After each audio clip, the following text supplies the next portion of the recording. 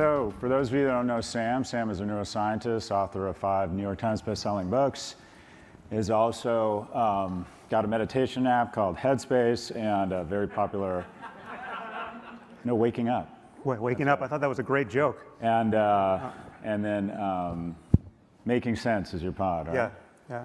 So, break down the state of the world. Okay. You described the nature of civilization as a combination of a psychological experiment and a Ponzi scheme. Your turn. Yeah, I guess I was thinking, with the psychological experiment, I was thinking mostly about what media and social media are doing to our minds. I mean, we have been enrolled in what is clearly a psychological experiment of sorts. It hasn't been designed to bring us any knowledge of the human mind or the world, but we're getting a lot of knowledge, and we're getting a sense, I think, at this point that this merely connecting people and giving them unlimited access to information and an ability to silo themselves, whether by design or by algorithmic happenstance, into echo chambers of various kinds. It's pretty clear that's not good for society at this point. And it's becoming more and more obvious to many of us that things can really go wrong when especially the most advanced societies can't get to ground truth of any kind. And when we can't convince ourselves that we know anything about the way the world is, when misinformation is ascendant, or there's just so much misinformation mixed in with the truth that everything can show up as a kind of half-truth. It's impossible to figure out how to cooperate with, in our case, 350 million strangers, much less 8 billion strangers. And that is the task of civilization, to figure out how to create a durable basis for cooperation where, in the best case, even fairly mediocre people can behave better and better and more creatively because the incentives are aligned and there are institutions that work.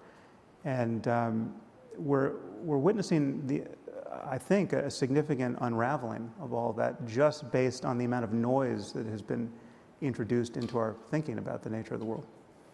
So, a connective tissue that is the truth. Are you talking about science, and what do you think has eroded this truth or this fundamental belief that there is a connective tissue?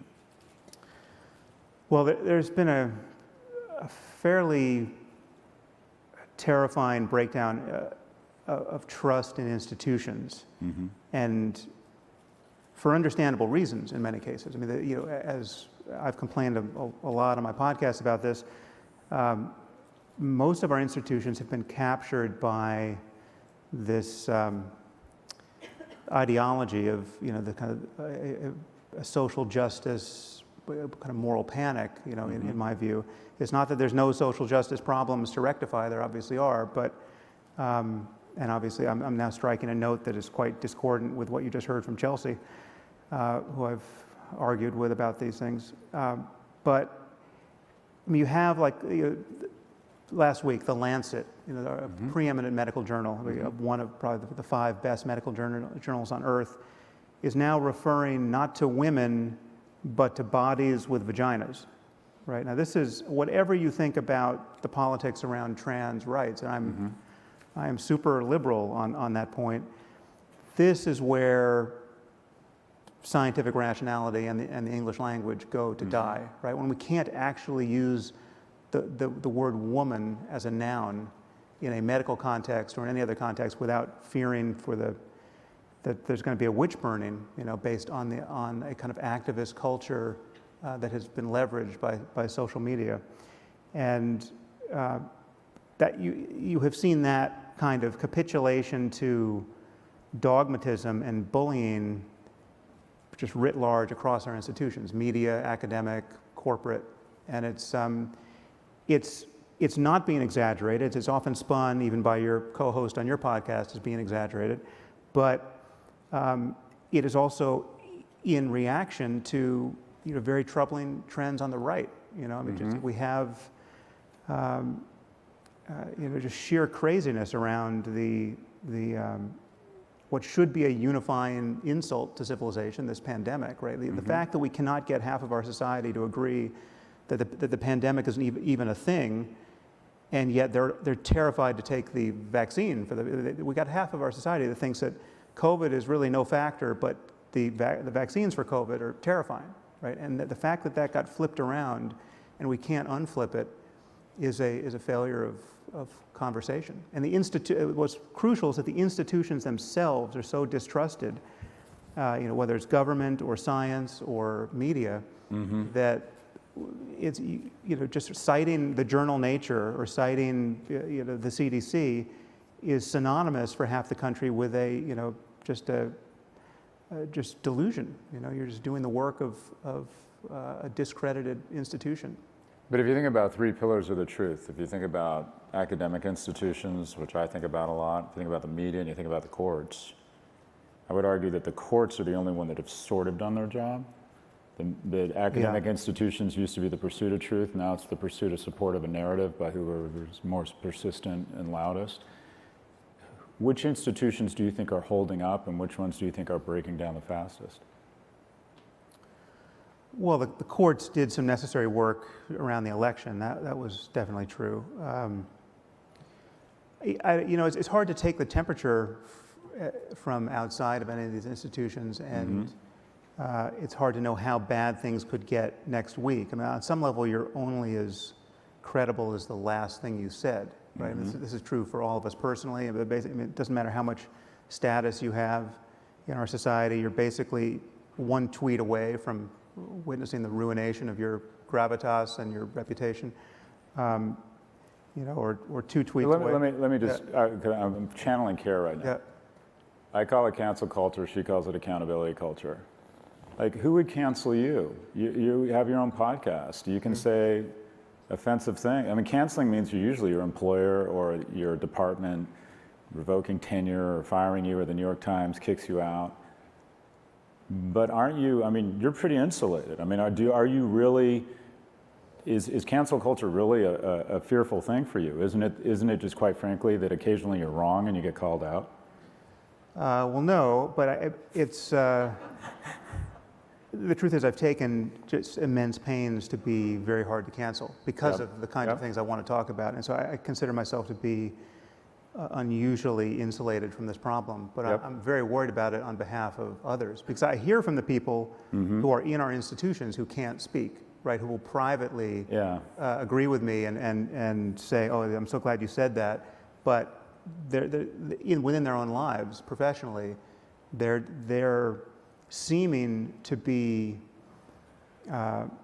part of a silent consensus on the other point, right? I mean, because they're not making waves. They can't afford to make waves. And it's amazing the people, probably many of people in this room who feel they can't afford to strike any kind of note of counterpoint to these prevailing, to what is essentially a catechism in our culture. I mean, for instance, if you have any kind of public profile at all, and you are going to wonder out loud whether systemic racism is as bad as is being advertised, right? Or whether the trans issue among teenage girls has any element of social contagion to it, right? I mean, these are completely valid things to worry about and talk about, and I would argue we have to talk about these things in order to get to whatever the ground truth is there in any instance.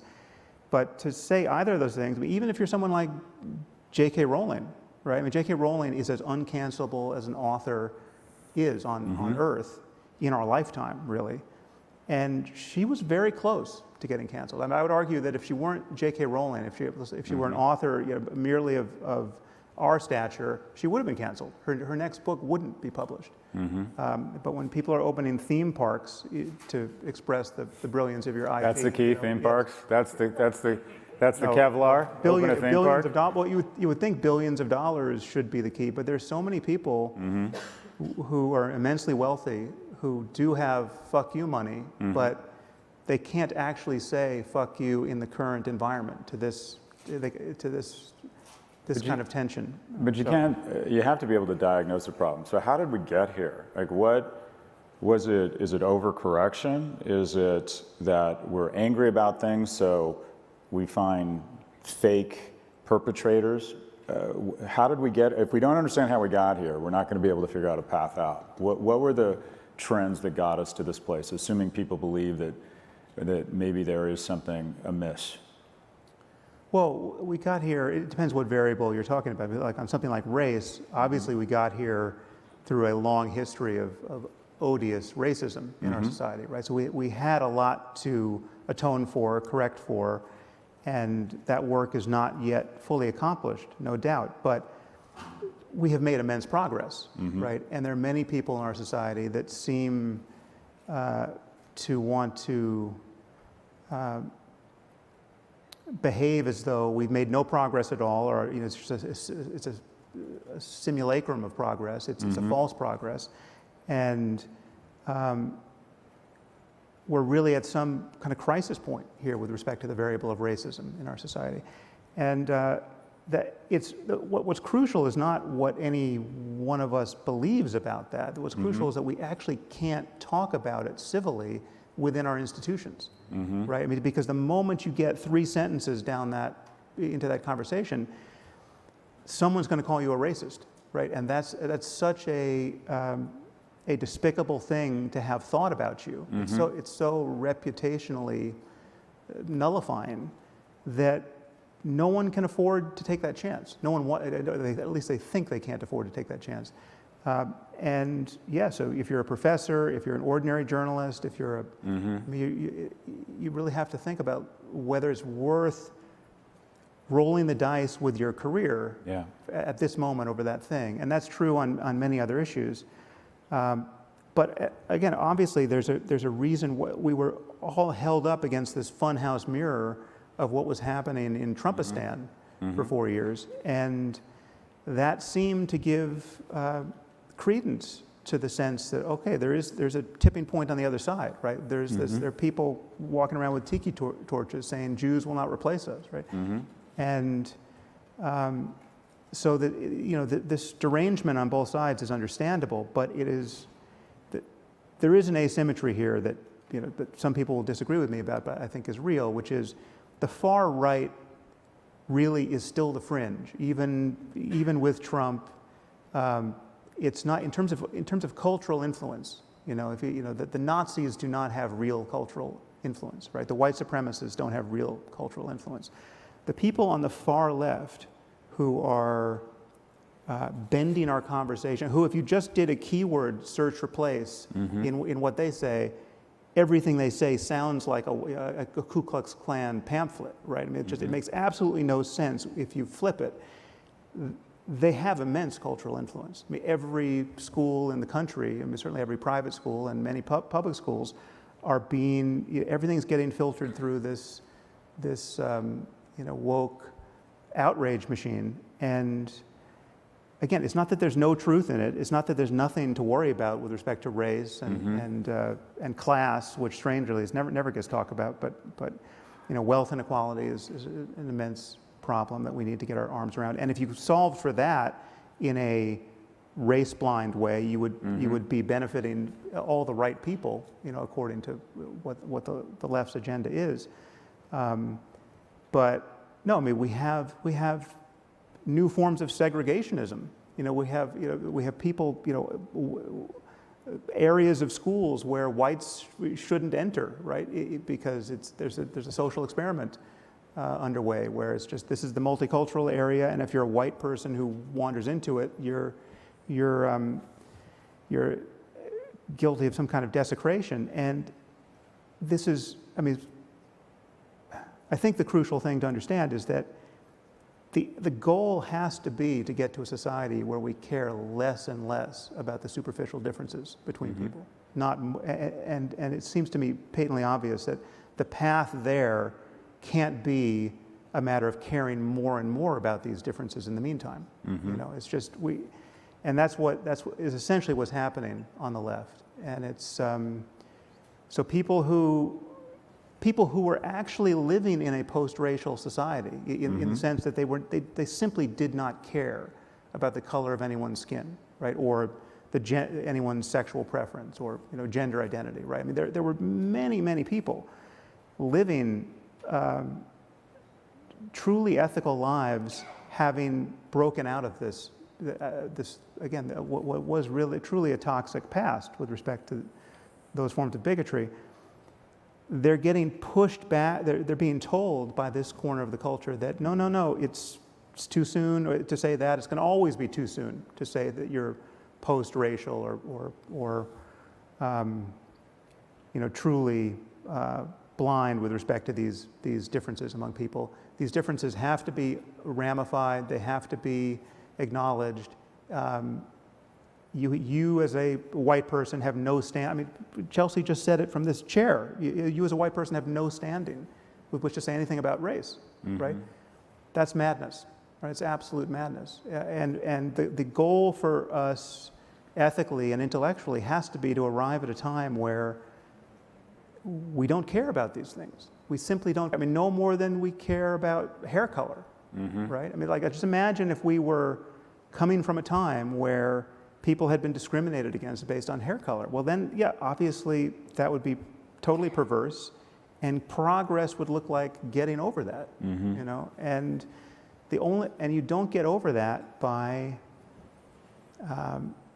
You certainly don't get over that by making patently false allegations of racism or sexism or homophobia, where those things manifestly don't exist, right? And we've seen endless examples of that sort of thing, where truly good ethical people are getting canceled for, a joke that misfired, right? That was not, or simply using a term to talk about the term, right? Not as a slur, but just like in an intellectual context, like to be talking about a term in a book in English class, talking about Huck Finn or whatever the book might be, or using it in a context where the only purpose of using it is to say, this is how this word has to be avoided in our in specific moments. These words are being treated as magically destructive. Literally, like the term Voldemort. I mean, you've uttered the word. That is the crime that demands punishment, even when everyone knows that you are not a racist, right? Like, you didn't use it. I mean, to the contrary, there are examples of people who've had their careers destroyed where everyone who was calling for their cancellation knew that they were being used as a scapegoat. Again, to show allegiance to this new doctrine, right? It's a very childish relationship to language. I mean, among the many other sins intellectually that we might cite here, it's a relationship to language that is just not adult, right? We have to find the adults in the room somehow and get them to guide the conversation. And the problem is our institutions have been so captured that they're not showing a willingness to do that, right? It's just the incentives are all wrong. I mean, yeah, and strangely, the incentives are wrong even when you're rich enough to have cashed out to essentially be invulnerable, right? Materially, at least. That's precisely the moment where a leading venture capitalist or a leading CEO will say, "Well, why would I fuck it up now?" Right? Like, why? Like, I've got a great life. Why? I don't want to go near this with a 10-foot pole, right? And it's totally understandable. It's just what it's doing is it's creating an environment where honest conversations can't be had in public, and I would argue that it's diminishing moral progress, or even rolling back progress on these, insofar as we still need to make progress on these specific issues. So you said a keyword, incentives, and it strikes me, at least in the environment I operate sometimes in campus, that to be offended is to be right and to get status. And also, and this is a technology conference, so there are incentives, and I'll put forward a thesis and you confirm or push back on it. But you said something that struck me, that you become you become what you pay attention to. And if you're on Twitter, there's incentives to make a caricature of someone's comments, find a weakness in the soft tissue of what they said, take it to an ugly place, and then dunk on them. And the algorithm loves that, because people weigh in on both sides, saying you're making a caricature of that comment, and then someone else says, yeah, and then identity politics weigh in, and there's 50 or 60 comments. The algorithm promotes it because the algorithm loves violence, and more Nissan ads and more shareholder value. It strikes me that these platforms have made our discourse more coarse. That if you look at everything, the greatest damage they've done is that we just show up with an incentive system to see someone in their worst light. Right. Do you think that technology has played, am I overstating technology's role in this? No, I think we will say things to one another and about one another on social media that we would never say face to face. I mean, at minimum, it would be modulated by the face to face demand of just the other person's presence, right? Not to say nothing of the possibility of compassion and mutual understanding, and having that person not simply react to you after the fact, but to react to you in real time as you're straw manning their argument or whatever it is. But yeah, we have there's a propensity now, especially online, to hold another person to the least charitable possible interpretation of something they said.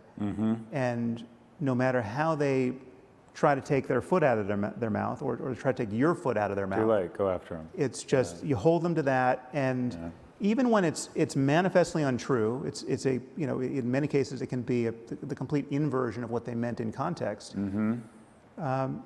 People just double down until the cycle moves on to another topic.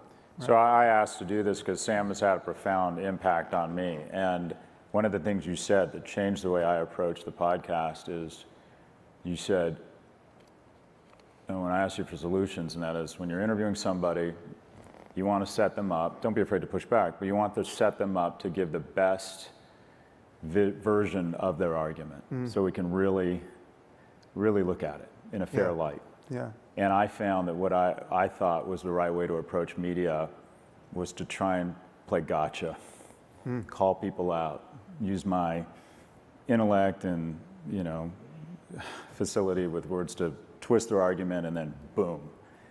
And you have talked a little bit about one of the keys to the repair is to be generous enough to give people the opportunity to reflect themselves in their best light.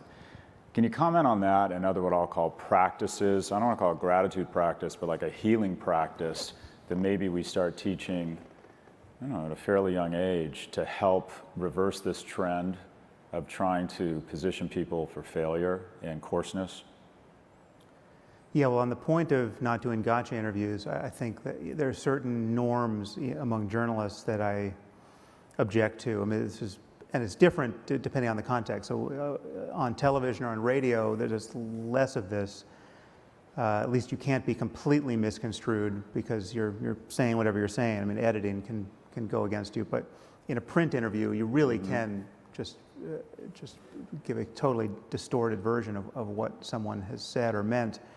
So on my podcast, I give someone every opportunity. I tell them up front that if something comes out wrong, or if we get 10 minutes into part of the conversation and they realize that's not what they want to talk about, we can cut it. I never want to. I always want the other person, no matter how much I disagree with them, to be happy with their side of the conversation, right? Because that's the thing. If it has anything like the character of a debate, that's the thing I want to successfully deal with, right? Not, when they just said the dumb thing. I want to get people at their best, and I don't want. And I can, it's not live television, right? So I can edit it, and it just seems like a common courtesy. And that said, I still have had conversations that have gone fantastically off the rails. You know, so it's not, it doesn't protect you from really sometimes even painful disagreement. But I think we have to think about personally and collectively what kind of lives we want, you know, and what kind of worlds we want, what kind of world we want to live in. And it really does come down to even more than time. I mean, we all have this notion that time is the one non-renewable resource. We don't know how much of it we have, and we don't get a minute back. And no matter how, I mean, and one of the advantages of wealth, which you have spoken about, Scott, a lot, is that it's a bit of a time machine in that you can just outsource everything you hate about your life, and that really is one of the amazing things about being wealthy enough. But even there, you can't get a minute back if you've squandered that minute. And so even more important than time is attention, right? And the question around what constitutes a good life and how good life can be really is answered. I mean, there are many variables, but when you're talking about people who have solved several problems around survival and political chaos, and you get to a point where I'm sure all of us in this room are at that point where the real challenge is to figure out just what you want to do with your life, right? You can do more or less what you want, and you can do it more or less with the people you want. And then the question is, are you wanting the wrong things? Are you captivated by false goals? Are you, is there a voice in your head that is making you far less happy than you might otherwise be? And is that polluting, is the stress of all that, polluting your relationships?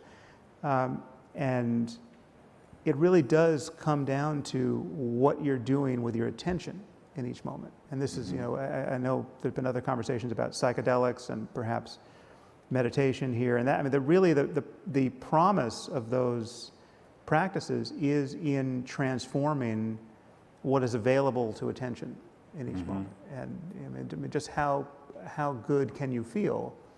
How fully can you untie the knot of self in each moment that's keeping you inward and unavailable to your better judgment and your interpersonal wisdom and your just the love you can feel for the people in your life. Like you have the people who you love, your spouse and your kids and your friends, and so much of the time you're actually not, I'm not speaking about you personally, but all of us, you're thrust up against your inability to actually feel the love you feel in the abstract. Right? It's like there's just, and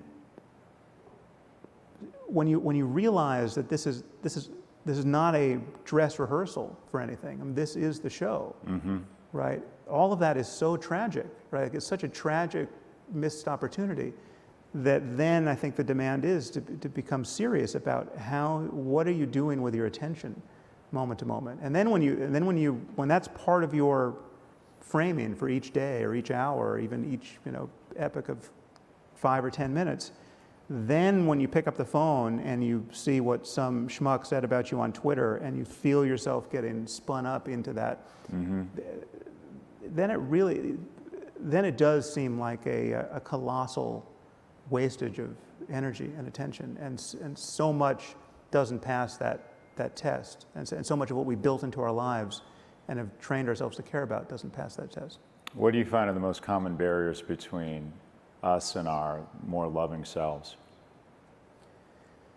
Well, it is this contraction we call self. It really is this. I mean, there are layers to this onion, but I mean, for me, the ultimate layer is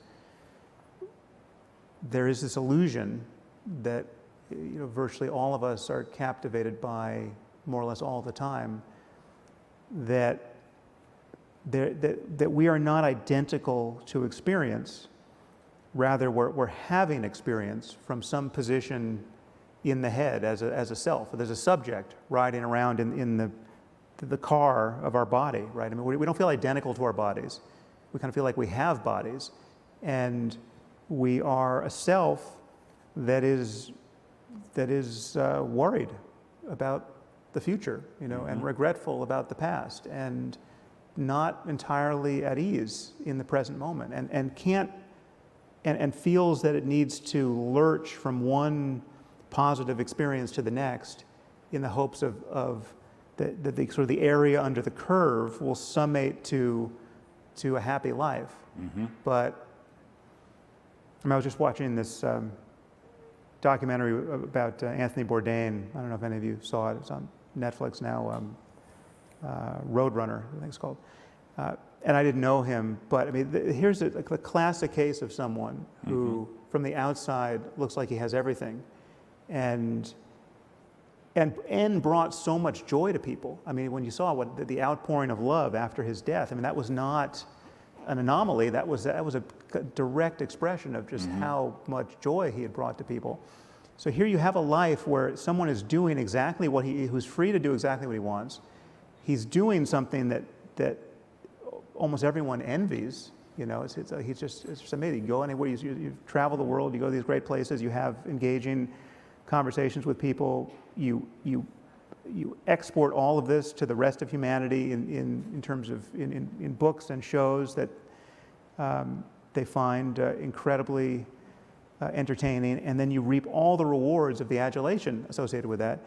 And yet obviously he was profoundly unhappy. And I mean, that is there are endless numbers of examples of this kind of thing, but you really only need one to show you that it's not a matter of just getting more peak experiences, right? It can't be, because all of these experiences are transitory. I mean, nothing lasts. And so if there is a deeper realization here, a deeper kind of wisdom, it has to be prior to gratifying the next desire. It can't just be in this endless litany of desires, each of which gets canceled by its object that you have successfully reached out and grasped.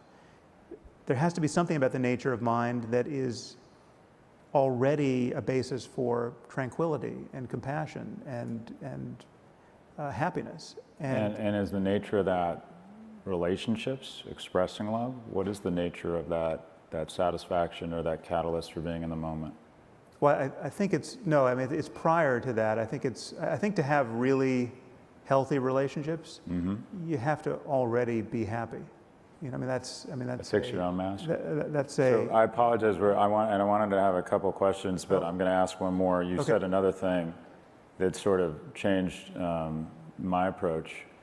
You said, when I asked you about parenting, you gave me a piece of advice. You said, don't always think of your role as the disciplinarian, the person putting up the guardrails, the person coaching.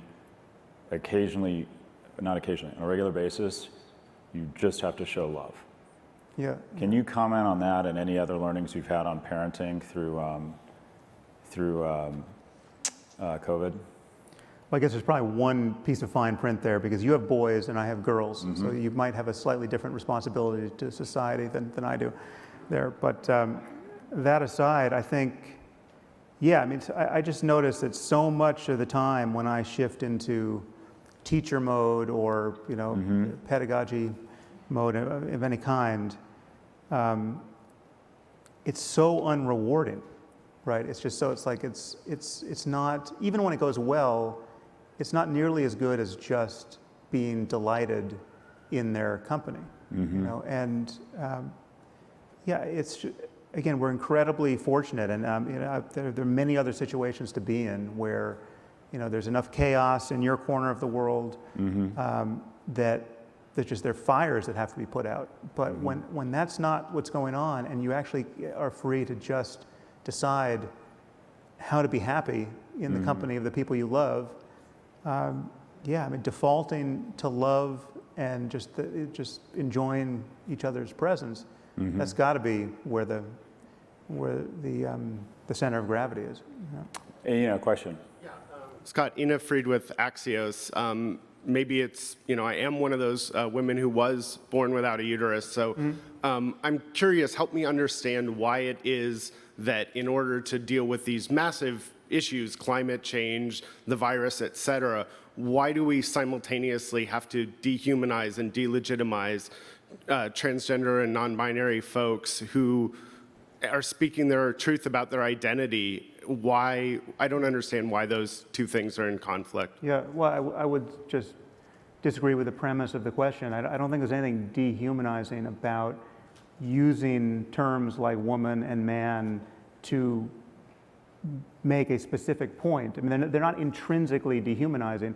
It's certainly not denying the reality of transgenderism or the ethical commitment to total political equality there, right? What it is doing is it's policing the language in a highly unrealistic way and making scapegoats of people who are actually on your side, right? Who actually want total political equality for people regardless of anything, really, And so this is something that should be debatable. I'm not saying the language never evolves. I mean, we do learn to use new terms.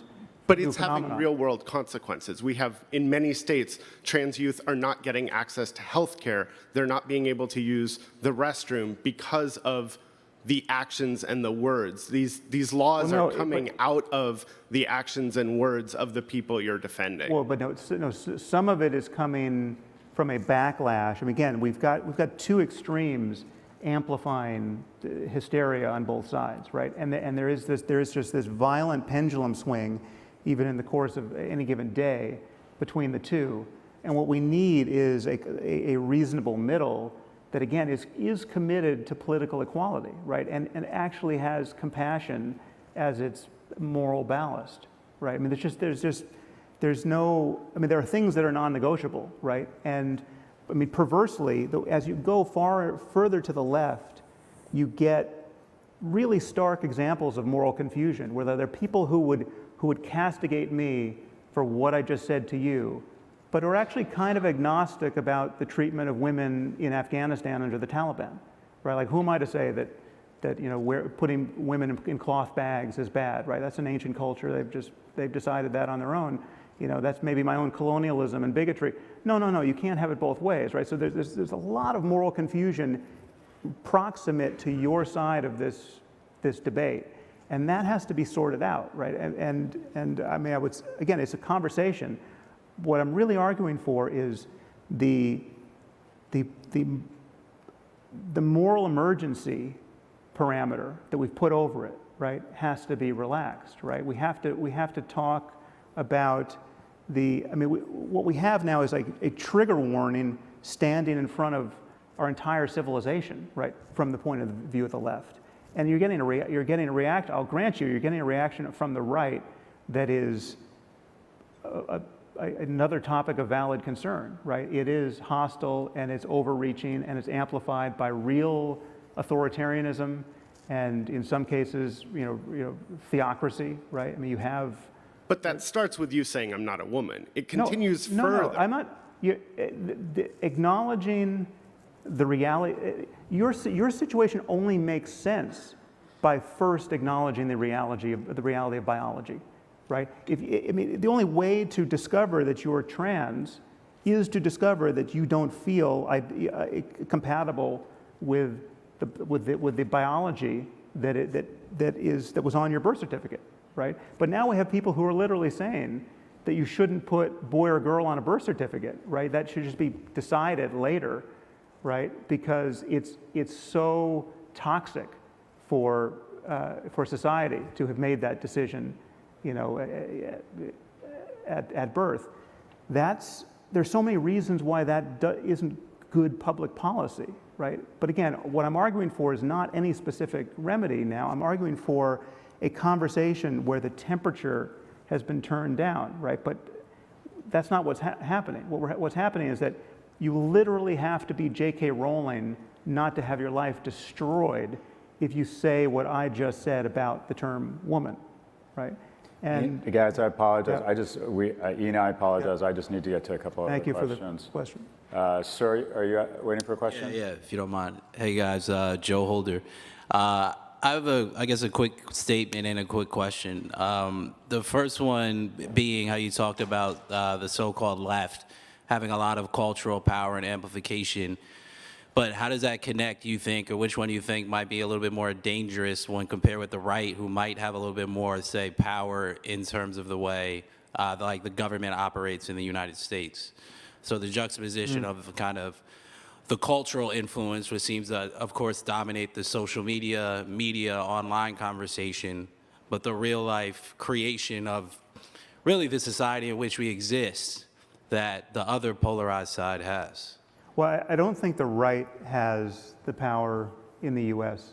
at the moment. I mean, it certainly doesn't. I mean, look who's president, right? Look at Congress, right? So it arguably did have the power under Trump, although the truth is Trumpism is its own phenomenon. It's not even, when you look at the level of policy commitments, it's not even far right in most respects. I mean, Trump himself is a moral lunatic. I mean, don't get me wrong. I think he and his personality cult pose as a kind of existential threat to our democracy. I think he's the most dangerous cult leader on earth at the moment. But he's not synonymous with the far right and white supremacy and all of that, even though he himself is probably a racist of some sort. And he gratified the far right. It's not the same phenomenon. I mean, if you're going to talk about the real far right, it's just has not captured our culture, and it certainly doesn't have the levers of power at the moment. But I will grant you it's potentially very scary and capable of violence, and it's something we should be paying attention to. So we're just going to do one quick question. I apologize. I was selfish. I asked my own questions. Please, sir, quickly. Hi, Franklin Leonard. So I share a preoccupation with speaking sort of truth to orthodoxies or challenging orthodoxies, and I think it's one that you share. I'm curious, given that challenging orthodoxy has always required the speaker to put at risk cancellation or much worse, going back to Galileo, Martin Luther, and more recently, King, James Meredith, Christian Smalls, Nicole Hannah-Jones, the folks that slide into your DMs and tell you that they agree with you, but they don't share your moral conviction to speak these things, where is their sort of obligation to put at risk something of themselves in the way that everybody else has when challenging orthodoxies historically to speak their truth? And why is it that they lack the moral fortitude to do so? Well, I do think it's a genuinely hard problem in the current environment, and it's hard even for somebody who has a lot of power and who might be personally insulated from real repercussions. One conversation I had with a VC who will go nameless for obvious reasons has stuck in my mind, where I really pressed him on this, and he said, "Listen, I have too many people relying on me for their financial well-being. You know, I've got hundreds. It's like what I say, on a podcast or from any significant platform, really could materially affect hundreds of people who I care about. And it's hard for me we can debate any specific situation whether that's true, but there's certainly situations where that might be true and sounds all too plausible. And so every person's case is different, but yes, I think generally speaking, we all have a collective responsibility to step into some basic frame of sanity together, and I'm sorry, stepping into a basic frame of sanity. We're going to leave it there. Thank you for the question, sir. Thank you, Sam. Thank you, Scott.